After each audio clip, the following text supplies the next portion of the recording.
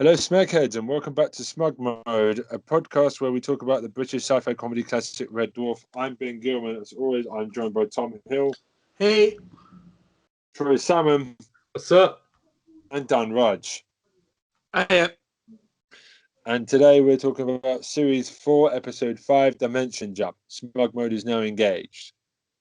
So this episode is basically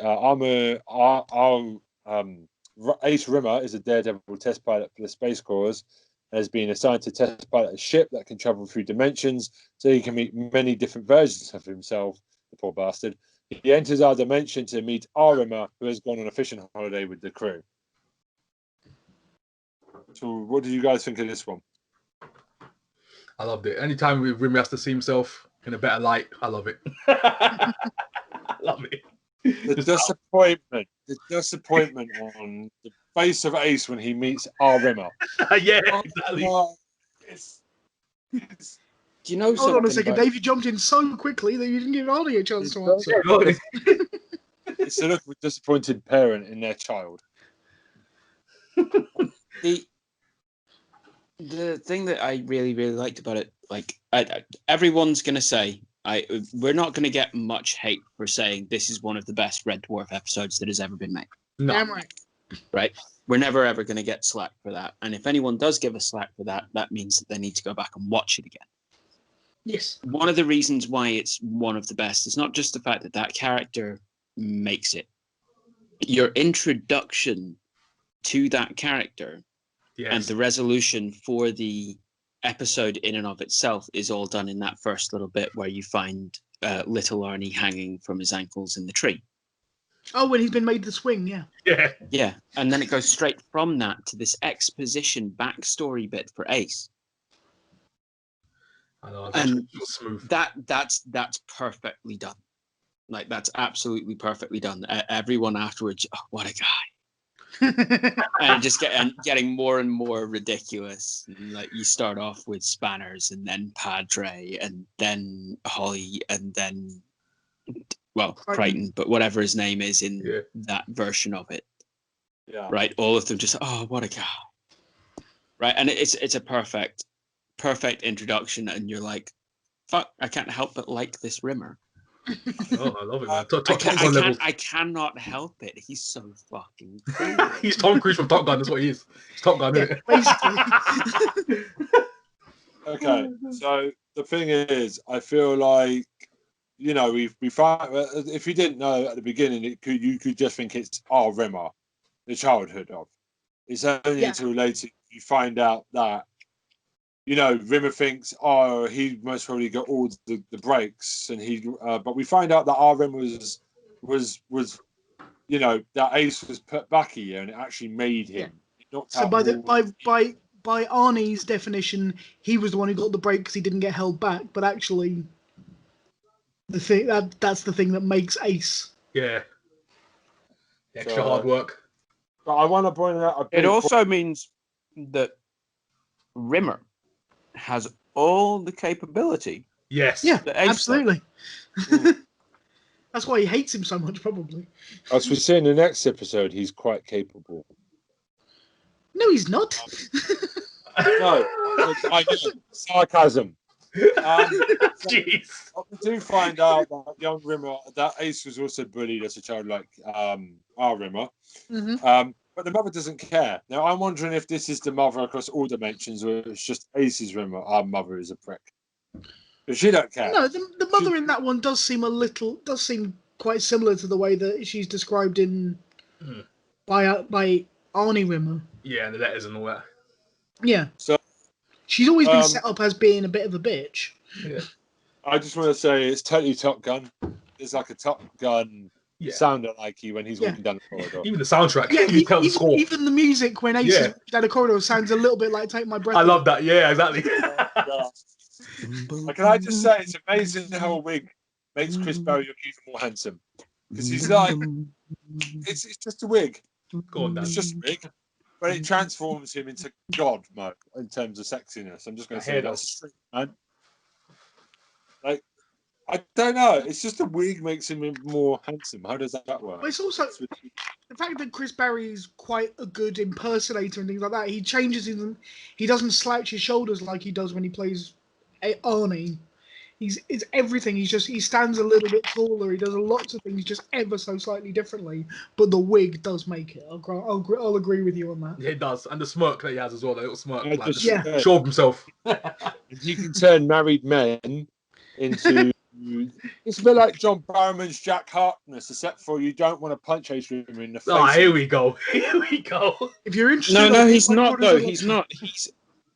It's like he's creating the effect that Jack Harkness wants to create in everyone. Yes, That's yes. what I said. That's what I That's meant. what- This what He This just is- accepts that through the fact that he is so dedicated to Yeah. being the best he can be, the natural consequence is everyone's going to either hate him for how great he is or want to be him or want to be with him. Yes. And he Yeah. just has to be as graceful as possible about that But- because he has to be the best that he can be. can I say something? That's I don't know. what John Barrowman thinks Captain Jack from Doctor Who is. He's completely fails on all counts compared to Ace Rimmer. Ace Rimmer is a very cool dude. His computer wants to have sex with him, for fuck's sake. His onboard Navi system is another. Stiff upper modem, old girl. Yes. I love the fact he will have sex with his with a secretary so she doesn't resign. The thought of not having sex with him means she will resign. So he does the big man thing of deciding to have sex with That was awesome. That's all that I was cracking up. I was like, wow. I James do Bond like- flex. Yeah, actually, Chris Barry modelled it. Ace Rimmer's voice after Sean Connery. Yeah, I could tell. I could tell that voice. I could tell it. I do love how we see the other dwarfers in different roles here as well. Oh yeah, Um, I want a spin-off series about spanners. Yeah, I want to see this story of them. Yes. But so we come to them trying to run away from our Rimmer, our boys on the dwarf, fishing. What do you think of this scene? Because, like, I did find Lister's conversation about condom fishing was quite funny. Like, there are no fish, but he just wanted to. Got a Go 2-pound fishing. black rib nobbler. It was this big. Oh my god. We come back around where the cat wishes he could swallow one to suffocate when Rimmer's boring him No, later on. he wanted to strangle himself with one. Thank you. Oh my god, funny as heck. That cat. Great callback. Great callback. Yeah. The thing I love- Rim- go on, Ben. Rimmer has a collection of 20th century telegraph poles. So does Chris Barry, apparently. Fair enough. Okay. Anyway, please, Tom. No, I was gonna say, the thing I love about this episode is that it was specifically requested by Chris Barry. He actually went to the writers and said, "Can you please write me an episode where there is a cool and likable version of Rimmer?" Because at the time that he was recording British show. Empire. he was also recording British Empire, and in his own words, he was suffering from git overload and wanted a character he could actually like to play for a bit. That's it. And I love the fact they created it for him, and then it became one of the most iconic characters in the show. Yeah. Maybe we should do that podcast after this one. What, British Empire? Yes. Oh, I remember enjoying it. I need to go back and properly watch it. But Don't know enough about it. It was. I know Red Dwarf so well. We'll discuss it off of recording. We'll discuss it off of British recording. Empire is definitely worth the watch, Dan. I'll tell you that now. Because- but- I remember bits of it, but like we do have to get back to such important topics to discuss as Yes. how many people actually like Reggie Wilson. Okay. And also, Morris dancing for the first time that gets caught up in Red Dwarf. Rimmer's obsession with Morris dancing. It won't be the last time we hear that joke. Yes. But I mean, it's a well put together episode. The basic once again, I've said this before with Red Dwarf. Good science fiction is based on good science fact, and there is a strong theory behind the idea of parallel dimensions and the idea that one decision causes different dimensions. I Okay, just like so- the fact that they really went with that. I have an issue with this theory. Go on. And the issue I have with this theory, I'm sorry, I'm going to have to be crude. I'm going to have to be crass. People who find things disgusting easily, why are you listening to us? This morning, I'm trying to figure out things about this. I've woken up doing the things that you do in the morning, and I'm sat on my porcelain throne, and I'm thinking, every decision, eh? Every decision. I think it's probably every major decision, but anyway, go on. No, but I'm thinking, how many fucking boring alternate universes must there be out there that, you know, hinge on whether I did a safety wipe or not? Oh my gosh! I knew he was gonna go there. I knew it. I knew he was gonna go there. Can you imagine, literally, okay, every major decision, okay, what's the threshold? Yeah, no, fair enough. Yeah, You know what I Yeah, mean? yeah. And if it's not, then does it go down to the complete minutiae? Is it like every single thing? Like you're Yeah, walking down yeah. a street, every single car that passes you, there's an alternate dimension where it swerves off and smacks you straight in the face. You think about it and it gets a bit mind-boggling. Like, where do we actually go? What's the level of... And does it go down to being that absurd? Is there a dimension that's entirely the same, except I have an extra skid mark on a pair of pants? Lovely image. You know? Lovely. And if a dimension does change because of an effect like that, like, who am I affecting with the decisions that only affect me? Yeah. You know what I mean? True. That's what I'm saying. Yeah, Who's he actually the idea affected? is that it's an infinite every- number of universes all living exactly parallel. So it doesn't matter how many they are. It could be Yeah. every decision. Could be every. There's an infinite number. Yeah, if it's infinite, it's everything. Yeah. Crowded fucking place. It would be a crowded place, but it's an infinite amount of space and time to do it. So I also there's a book by a guy called Greg Egan. It's called Schild's Ladder, Mhm. and it talks about a major decision that happens in a scientific experiment, which ultimately creates a new paradigm that is more stable than the vacuum of space, and which Right. starts taking over the vacuum of space. Yeah. That's like taking this to a, like, the super significant thing has happened and now we are switching into another dimension paradigm. It takes this whole thing and turns it on its head again. Very difficult read. Well worth reading if you get a chance to. Greg Egan, Schild's Ladder. I like stuff like that anyway, so I'll probably read it. Let's get back to the Let's do episode. it. Let's do it. So, I want to talk about Rimmer's music. So, he likes lift music. I don't know if he was being sarcastic when he said that. And So, supermarkets. you know, Honestly, I want to hear Funking Up Wagner. Yeah, who's Reggie Wilson? Isn't he a jazz player or something? That's the sum total of our knowledge about Reggie Wilson Yes. so far. I do not know.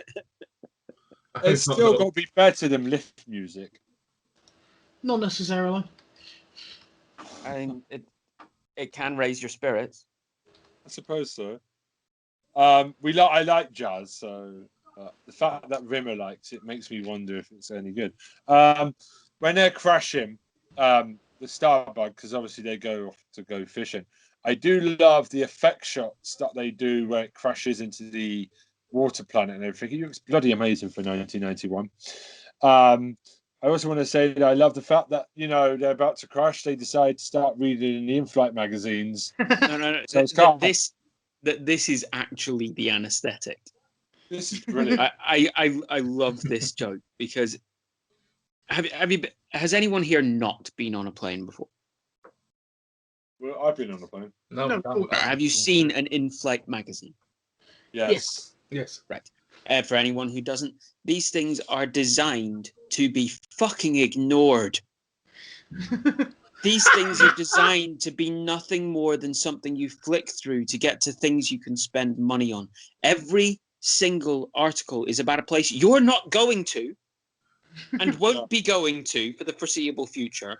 And they're talking about something that's an experimental, won't be there for very long cafe that's opened up over there that just so happened to serve, I don't know, orange spritz oysters or something like that. Right? Orange spritz oysters. Yeah. It's every single time it's this thing, and they do the same shot where their camera has astigmatism every single time to make it look sort of like slightly mythical and slightly beautiful. Yeah. Right? It's all boring. It's all terrible. It's mind-numbing. And the only reason you take it out is because you were stuck in that fucking seat for that fucking amount of time. And fuck it, you cannot lose on that level of Super Mario Brothers again. You know you can do that level. You're not doing it. It's been 15 minutes. You've gone through 7 lives. You've done a game over. You've restarted. You've gotten back up there. Why?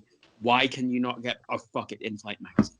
Well, my personal problem is when like you're trying to finish up a movie before you land, and the pilot has the power to just stop your movie and talk bollocks. It's like I get quite annoyed when I try to finish a movie up before we land because the pilot will not shut up the last half an hour. It's like, yeah, I don't care, bro. Just land the plane. Let me finish up this last 10 minutes of the movie. Like, goddamn planes, man. I hate them. Thank you for that highly important interjection. Lovely planes. So you never know. It could be something important, Ben. You don't know. But I do like the shot of Holly being sideways in the monitor after the crash. That's great visual. Also, I like her fishing hat. And I also love Holly when she sees Ace Rimmer, she comes off the screen. She collapses. Holly! Blind off. She's brilliant.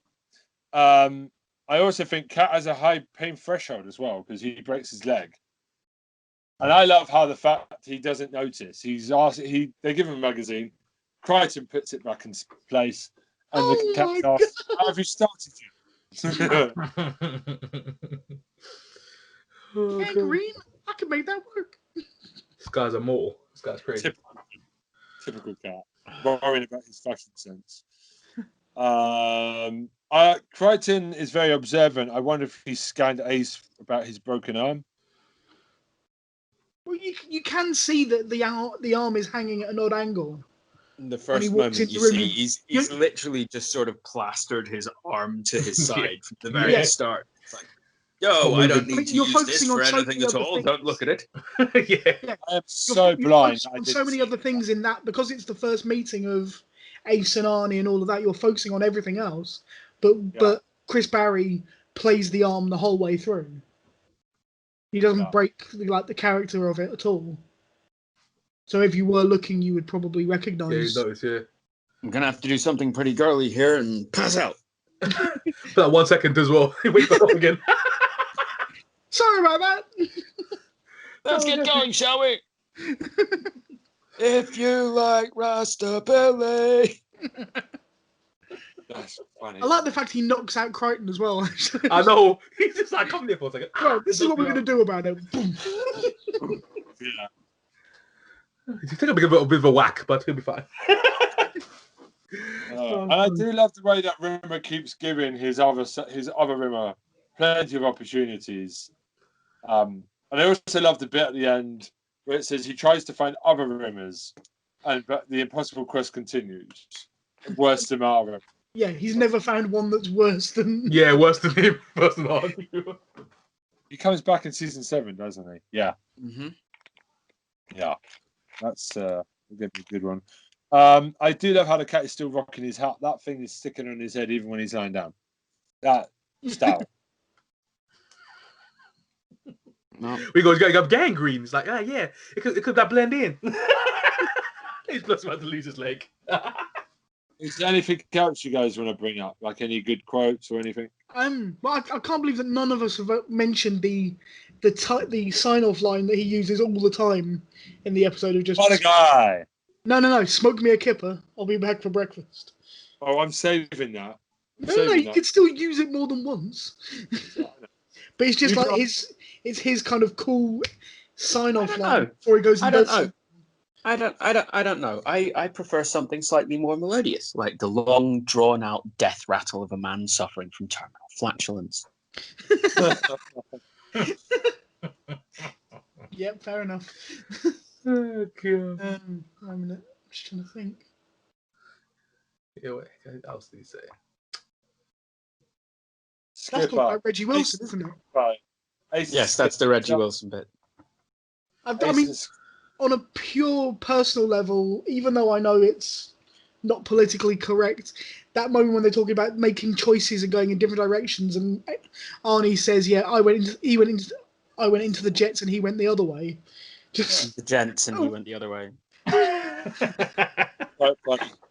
I just, you know what? I know, like I said, I know it's not You two. PC, but I did enjoy that. It's the perfect, like, Weren't you two the double action centerfold in July's edition of Big Boys in Boots? He to the mic out of him, bro. He's just jealous of Ace the whole way through. Though. I know. Oh, Even when he like, left, even when he left, remember when he tried to like play a prank on him, put a kip on his head, it didn't work. I do love how he refers to Lister and Ace as Ace and Skipper. You sound like a TV kids series about a boy and his bush kangaroo. bush kangaroo. Yeah. Oh, Yeah, so where do we rank this in the all-time lists? Personally, It's quite high. really high. Like in terms of this series, it's the best one. Oh, in terms of Yeah, season yeah, four, Into this this series, is it's the just winner. for sure. Yeah. Clearly the best. it's got to. In terms of what we've gone through so far, it might also be like depending on your own personal like Polymorph's a fucking solid hit, but this is right up there with it. You know what I mean? Exactly. Yeah, I just also want to give a bit of love to the pipe organ that plays this out. Yeah. Oh, yeah. Did you know this was the first time they didn't use the normal music? It's the first time they ever did a variation. And next week they do it again. Yep, with the Elvis. Yeah. Yes, we'll get to that show next week. Yes. Anyway, yeah, this episode is one of the absolute finest. It is funny. It's got tons of jokes in it. It's tightly written. It's beautiful. It's a beautiful episode. Okay, well, it's goodbye from me. Bye for me. Bye for me. So long from me. Smirk me a kipper and smeg off.